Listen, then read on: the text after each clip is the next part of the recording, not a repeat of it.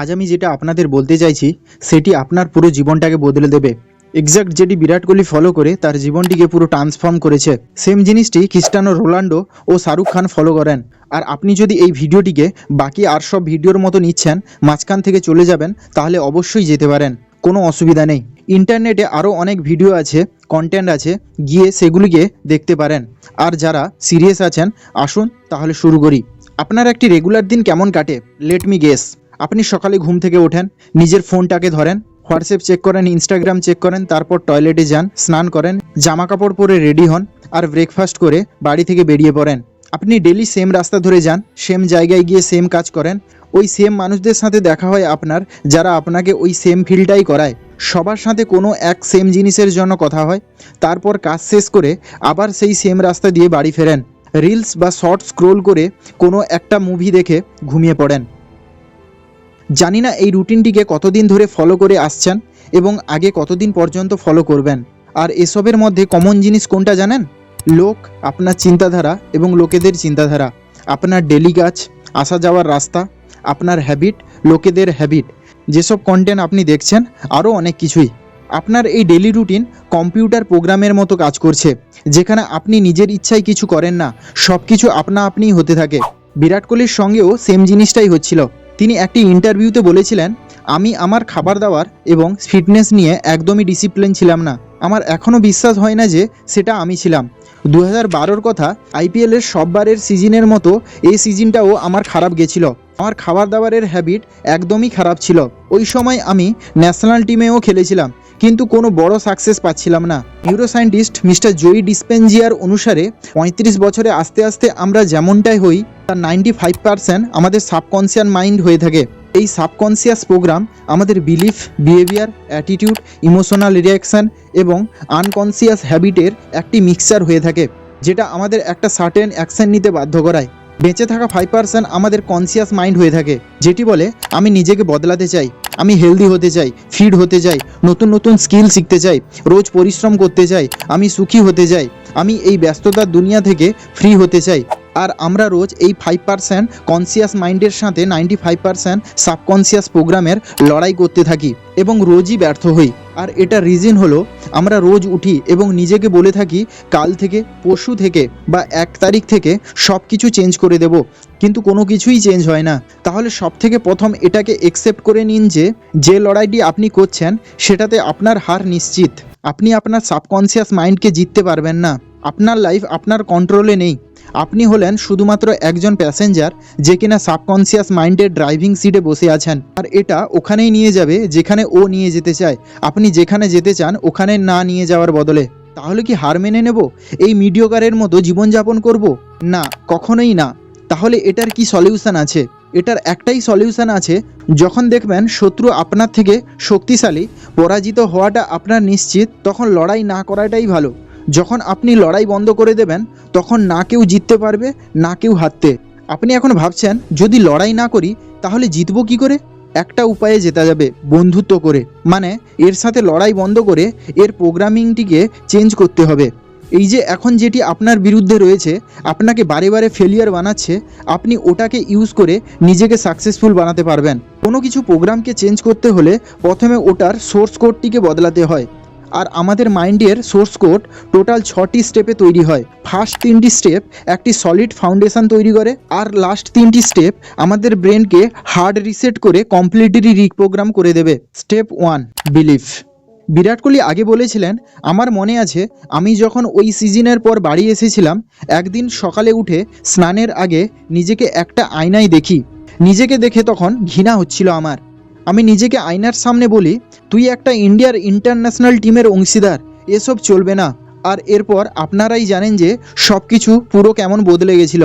বিরাট কোহলির মতো এর আগে কোনো প্লেয়ারই এইরকম লেভেলের ফিটনেসকে ছুঁতে পারেনি। এই জিনিসটিকে সর্বপ্রথম বিরাট কোহলি ইন্ডিয়া টিমে নিয়ে আসে। কোনো মানুষকে যদি পশুদের মধ্যে ছেড়ে দেওয়া হয় তাহলে সে পশু হয়ে যায়, আর পশুদেরকে মানুষের মধ্যে ছেড়ে দিন, তাহলে ওদের মধ্যেও মনুষ্যত্ব ভাব চলে আসে।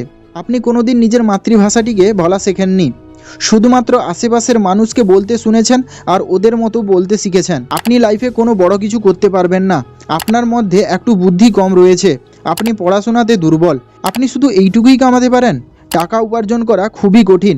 এইসব কথা যদি কোনো মানুষের জন্য নর্মাল হয়ে থাকে তাহলে বুঝে নেবেন ওর কন্ডিশনিং হয়ে গেছে, ওর মাইন্ডে এইসব প্রোগ্রাম সেট হয়ে গেছে।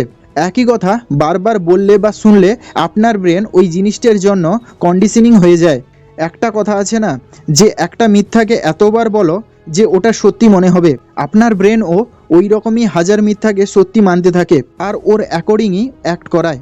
আর শেষমেশ ওর পরিণাম এটা হয় যে আমাদের লাইফই ওই অনুসারে হয়ে যায়। তাহলে সবথেকে সর্বপ্রথম আমাদের এই কন্ডিশনটিকে চেঞ্জ করতে হবে। আপনার নিজেকে বারবার এই জিনিসটিকে বলতে হবে, শুনতে হবে, যেটি আপনার জন্য উপকারী বা যেটিকে আপনি বিলিভ করতে পারবেন। কিন্তু এখন আপনার বুদ্ধি ওই ছোট বাচ্চার মতো নেই আর, যে বলে দিলাম বা শুনে নিলাম আর হয়ে গেল। সে ওই সব কথাকে মেনে জেনে বড় হয়ে এসেছে আগে থেকে, আর এখন তাকে যদি অন্য কিছু বলা হয় যেটি তার জন্য যতই উপকারী বা পজিটিভ হোক না কেন, সে কিন্তু এটিকে বিলিভ করবে না। তাই আপনি আপনার কন্ডিশনিং করে যে নিজের মধ্যে কীরকম বিলিভ গড়ে তুলবেন সেটিকে খুবই ভেবেচিন্তে ডিসিশন নিতে হবে আপনাকে। আপনি যদি কোনো হ্যাবিট চেঞ্জ করতে চাইছেন বা লং টার্ম কোনো গোল অ্যাচিভ করতে চাইছেন, যে কোনো কিছু চেঞ্জ করতে পারবেন এই মেথডটিকে ইউজ করে। শুধুমাত্র ফার্স্ট স্টেপ হলো এই যে আপনার ওই জিনিসটির কন্ডিশনিংয়ের ওপর আপনার বিশ্বাস হওয়া দরকার। আপনি যে জিনিসটিকে ভাবছেন বা যার সম্পর্কে নিজেকে বলছেন সেটি 100% পসিবল হবে। Step 2, feelings. এখন পর্যন্ত আপনি যেটা করলেন সেটা ছিল শুধুমাত্র নিজের মাইন্ডটিকে কনভিন্স করা, নাকি নিজেকে। অনেকে আছেন যারা নিজের মনটিকে তো কনভিন্স করে নেন কিন্তু তারপরও কোনো চেঞ্জ দেখতে পান না তার লাইফে। ফর এক্সাম্পল, জানি না কতজন ওই রকম ছিল যারা তাদের নিজের বিজনেস স্টার্ট করতে চেয়েছিল, ইউটিউব চ্যানেল স্টার্ট করতে চেয়েছিল, নতুন স্কিল শিখতে চেয়েছিল। তারা অনেক বই পড়ে, অনেক ভিডিও দেখে, অনেক কিছুর নলেজও গেইন করে, নিজেদের মধ্যে আইডিয়ার কনফিডেন্স বাড়িয়ে ডিসাইড করে যে তারা খুব সাকসেসফুল হয়ে যাবে। কিন্তু এসব কিছুর পরও তারা কিছুই করতে পারে না, কেননা তাদের মাইন্ড তো রেডি ছিল কিন্তু তাদের বডি অ্যালাউ করছিল না। সবথেকে কঠিন কাজ হলো নিজের বডিকে এইটা ফিল করানো যে আপনি যেটা ভাবছেন সেটাকে বাস্তবে পসিবল করানো, কেননা সব কিছুই কিন্তু আমাদের বডি করে। শুধুমাত্র ইমাজিন করলেই কিছুই হয় না, আপনাকে ইমোশনালি আপনার বডিকে ফিল করাতে হবে। কারণ আমাদের ব্রেনের ল্যাঙ্গুয়েজ হলো থট আর আমাদের বডির ল্যাঙ্গুয়েজ হলো ফিলিং। যদি আপনি কোনো জিনিসকে নিজের মধ্যে ফিলই করতে না পারেন তাহলে ওটার সম্পর্কে কোনো অ্যাক্টই করতে পারবেন না। এমন অনেকবারই হয়েছে আপনার কোনো জিনিসকে দেখে টেস্টি মনে হয়েছে বা খুব মন করছে খেতে, কিন্তু আপনার পেট ভরে আছে, মোটেও খিদে নেই পেটে, তখন আপনি ওটাতে হাত না লাগিয়েই চলে আসেন।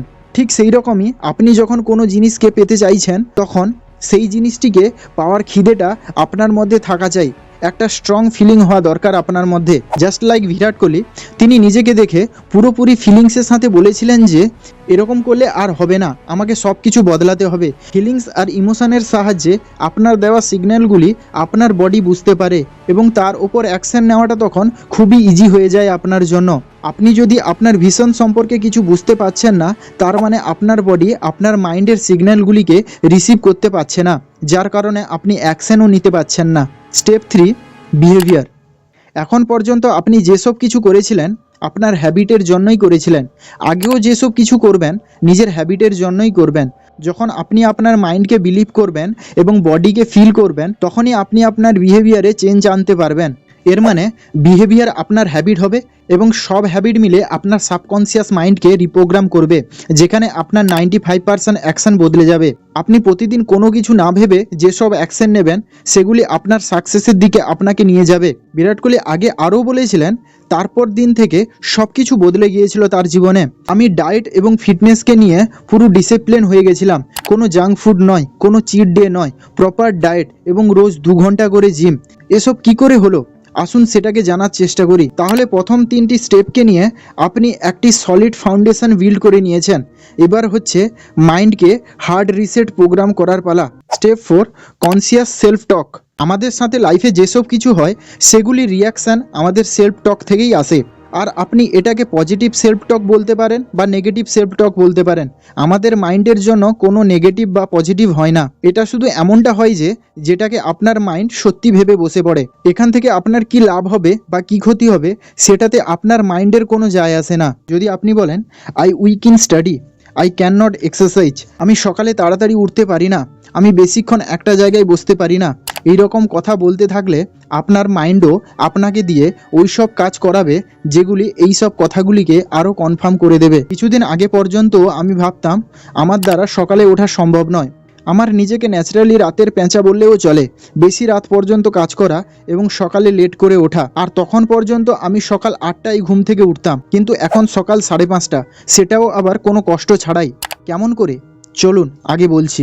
ব্রুসলি বলতেন, নিজের সম্পর্কে কখনো মজা করে হলেও নেগেটিভ কিছু বলবেন না। আপনার বডির মধ্যে ডিফারেন্স সম্পর্কে কোনো আইডিয়া নেই। আপনার শব্দই আপনার এনার্জি, যেটি জাদু করে, তাই একে স্পেলিংও বলে। আপনার শব্দকে চেঞ্জ করুন আর আপনার লাইফ বদলে যাবে। তাই আপনার মাথায় চলা সব কথাকে ধ্যান দিতে হবে যে নিজেকে আপনি কি বলেন, বিশেষ করে ওই সব কথাকে যেগুলি আপনার লাইফকে হেল বানাচ্ছে। এই ওয়ার্ডটি যে কোনো কিছুই হতে পারে, যেমন আমি খুব লো ফিল করছি, আমি ট্যালেন্টেড নই, আমি এক্সারসাইজ করতে পারি না, সকালে তাড়াতাড়ি উঠতে পারি না, আমি দেখতে খুবই খারাপ। এই সব জিনিস আপনাকে একটা লিমিটের মধ্যে আটকে দেয়, যার বাইরে আপনি ভাবতেই পারেন না। কিন্তু আপনি যদি এটা করেন তাহলে আপনার পুরো কাহিনীটাই চেঞ্জ হয়ে যাবে। স্টেপ 5, রিপ্লেস ইট। সাল 2014-তে যখন ইন্ডিয়া টিম অস্ট্রেলিয়া যায় তখনকার কথা। বিরাট কোহলি বলেছিলেন, আমি ভিজুয়ালাইজ করে দেখেছিলাম যে আমি সব বোলারদের পেটাচ্ছি। আমি অ্যাকচুয়ালি এই ইমোশনটিকে ফিল করতে পারছিলাম যে এটা হতে চলেছে। আর যখন ম্যাচ শুরু হয়েছিল এক্স্যাক্টলি সেম জিনিসটি হয়েছিল, কারণ মাইন্ড আগে থেকে এই জিনিসটি রেজিস্টার করে দিয়েছিল এবং বডি অ্যাকর্ডিংলি ওইভাবে রিয়্যাক্ট করছিল। তাহলে এখন আপনাকেও অ্যাওয়ার হয়ে যেতে হবে সেলফ টককে নিয়ে। অজ্ঞানের সময়ও সতর্ক থাকতে হবে নিজেকে। এখনই যদি প্রতিজ্ঞা নিয়ে নেন যে আজকের পর থেকে আপনার বিচার আপনাকে চালাবে না, বরং আপনি আপনার বিচারকে চালাবেন, তাহলে আপনার সেলফ টক যেটা নেগেটিভ আছে সেটাকে রিপ্লেস করে পজিটিভ করতে হবে আপনাকে। আর এখন আপনার মাইন্ড বলবে যে ইয়ার এটা তো আমি আগে থেকেই জানি, কিন্তু আপনি এটাকে ধ্যান তো দিন। এই জিনিসটি কে আপনাকে বলছে? আপনার প্রোগ্রামিং। বন্ধু, আমি সবসময় যেটা বলি যে শুধু জানা থাকলেই কিছু হয় না। কথা তখনই এগোবে যখন সেটিকে আপনি অ্যাপ্লাই করে লাইফে কিছু বদলাবেন। আর এখন আমি যেসব প্রুফ দেব সেগুলি দেখে আপনি রিলেট করতে পারবেন যে এটি কত পাওয়ারফুল একটা জিনিস। তাহলে আপনার অলসতাকে রিপ্লেস করতে হবে আই অ্যাম হার্ড ওয়ার্কিংয়ে। আপনার বুদ্ধি কম, একে রিপ্লেস করবেন আই অ্যাম ট্যালেন্টেড বা আই অ্যাম জিনিয়াস। আমাকে দেখতে খারাপ হয়ে যাবে তখন I am good looking. I am depress হয়ে যাবে তখন আই অ্যাম হ্যাপি। কিন্তু আপনাকে মেক শিওর করতে হবে যে আপনি নিজের জন্য যত সেলফ টক বা অ্যাফার্মেশন পিক করছেন সেগুলি যেন যাতা না হয় যে আপনি সিরিয়াস নেবেন না, বা এতটা ওভারও না হয় যে সেগুলি লোড নিতে পারবেন না বা বিশ্বাস করতে পারবেন না। আর এগুলিকে বললে বা লিখলে যেন আপনার নিজের মধ্যে একটা স্ট্রং বিলিফ বা ফিলিংস বিল্ড হয়। যেটা আপনি বলছেন সেটাকে একদম ফিলিংসের সাথে বিশ্বাস করতে হবে। একটা টাইম ফিক্স করে, যেমন সকালে ঘুম থেকে উঠে বা রাতে ঘুমানোর আগে রোজ 10 থেকে 15 মিনিট লিখতে হবে, বলতে হবে এবং ভিজুয়ালাইজ করতে হবে। আপনার মাথার মধ্যে যেন চলতে থাকে ব্যাপারটা। আপনি অনেক সময় দেখেছেন যখন আপনি একটি গানকে বারবার শোনেন তাহলে সেটি আপনার মাথার মধ্যে আটকে যায়, আপনার না চাওয়াতেও চলতে থাকে সেটি মাথার মধ্যে, তাই না? সেই রকমও যেসব অ্যাফার্মেশন আপনি নিজের জন্য তৈরি করবেন সেগুলিকে ফিলিংসের সাথে এমনভাবে লিখবেন বা বলবেন যেটা আপনার বডি বা মাইন্ডের প্রত্যেকটা কোষে যেন সেট হয়ে যায়।